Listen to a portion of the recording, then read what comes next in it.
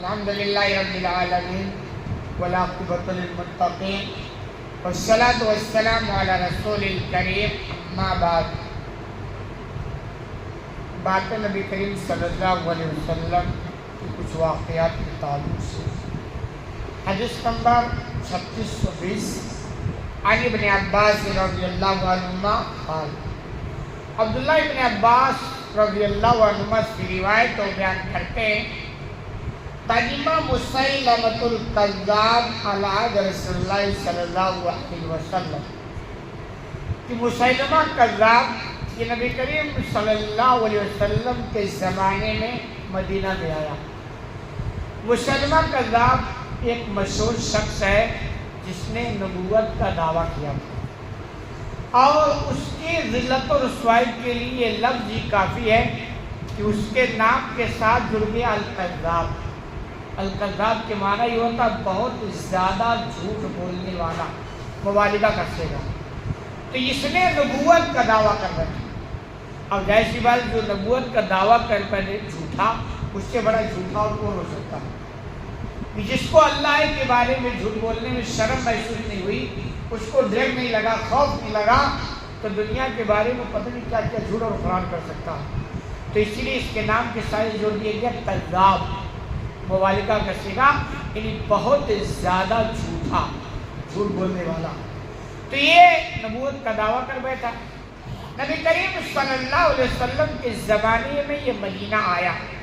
فجعل یقول ان جعل لی محمد امر من بعد تبعته، اور آنے کے بعد وہ کہنے لگا کہ اگر محمد صلی اللہ علیہ وسلم اس معاملوں کو اپنے بعد مجھے سونپ دیں، یعنی ان کی جو عہدہ ہے، جو کرسی ہے، جو خلافت حکومت ہے، جس عہدے پر ہیں، اگر یہ وصیت کر دیں کہ میرے بعد یہی بن جائے گا، تو اس نے کہا اگر یہ شرط یہ مان لے میرا تو میں ان کی اتباع کر لوں گا، یعنی مسلمان ہو جاؤں گا، ان کو نبی مان لوں گا، لیکن شرط یہ ہے کہ اپنے بعد مجھے ہی اس کرسی پر بیٹھائیں، اس عہدے پر بیٹھائیں. یہ اس نے شرط رکھی. وَقَلِمَا فِي بَشَرٍ كَثِيرٍ مِّن قَوْمِهِ، اور ساتھ ہی وہ بندہ اپنے قوم کے بہت سارے مریدوں کے ساتھ آیا تھا، یعنی معتقدین جو اس کے ماننے والے تھے، اس کے جانبدار تھے. ایک تعداد کے ساتھ وہ آیا تھا. وہ اس تعداد کے ساتھ آ کر کے وہ نبی پر ایک دباؤ بنانا چاہتا تھا کہ مان جائے. دیکھیے ہمارے پاس یہ تعداد ہے، جیسے اپنے ملک میں نیتا لوگ ہوتے ہیں نا، جن کو الیکشن میں لڑنا ہوتا ہے، امیدوار بننا ہوتا ہے، تو اپنی ریلیاں کرتے ہیں، تعداد دکھاتے ہیں، تاکہ وہ ایک دباؤ بناتے ہیں کہ تاکہ سمجھے بھائی ہم بھی کچھ ہیں اور ہمیں آسانی سے ٹکٹ مل جائے. تو بزبان حال غالباً وہ یہی میسیج دینا چاہتا تھا کہ ہمارے ساتھ یہ تعداد ہے، ہمارے یہ جانبدار ہے، اور اس کے ساتھ ہم تمہارے پاس آئے ہیں. شرط یہ کہ اپنے بعد اس مرتبے کو مجھے سونپ دو تو ہم تمہارے پیروکار بن جائیں. یہ اس نے شرط کی. کہہ رہے پھر کیا ہوا؟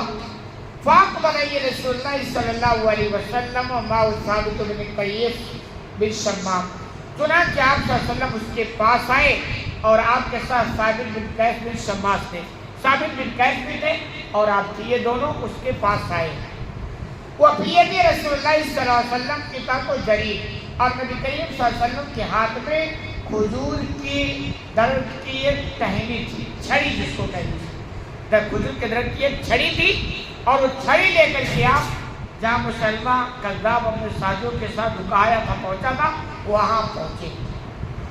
حتی وقف علی مسیلمۃ فی اصحابہ، یہاں تک کہ آپ وہاں پہنچ گئے جہاں مسلمہ اپنے ساتھیوں کے ساتھ ٹھہرا تھا. فقال، آپ نے فرمایا، یعنی اس کی باتیں جو آپ تک پہنچی خبر کہ وہ آیا ہے اور ایسا ایسا کہہ رہا ہے.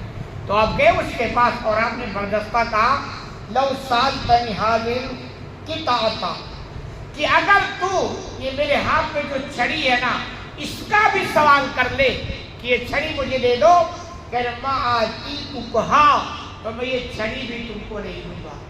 تم حکومت کی بات کرتے ہو، میرے عہدے کی بات کرتے ہو، خلافت کی بات کرتے ہو. حال تو یہ ہے کہ اگر تم اس چھڑی کو بھی مجھ سے مانگ لو نا، تو یہ چھڑی میں نہیں دوں گا. کیوں؟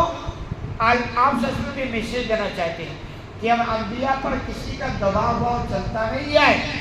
بھئی اگر دباؤ چل جاتا تو آپ پر تو مکہ ہی میں دباؤ چل گیا ہوتا نا، جہاں پر مال کا بھی لالچ دیا گیا، جبکہ وہاں حالات بڑے خراب مسلمانوں کے تھے.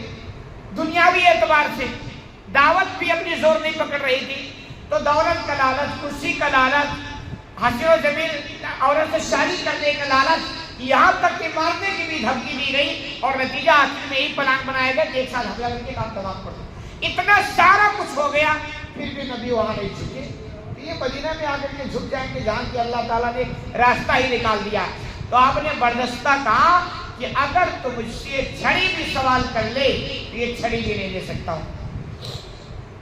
وَلَن تَعْدُوا أَمْرَ اللَّهِ فِيكِ، اور اللہ کی مرضی کو تم ٹال نہیں سکتا. اور رہی یہ بات مسلمان ہونا نہ ہونا، ماننا نہ ماننا، یہ تو اللہ کے ہاتھ میں.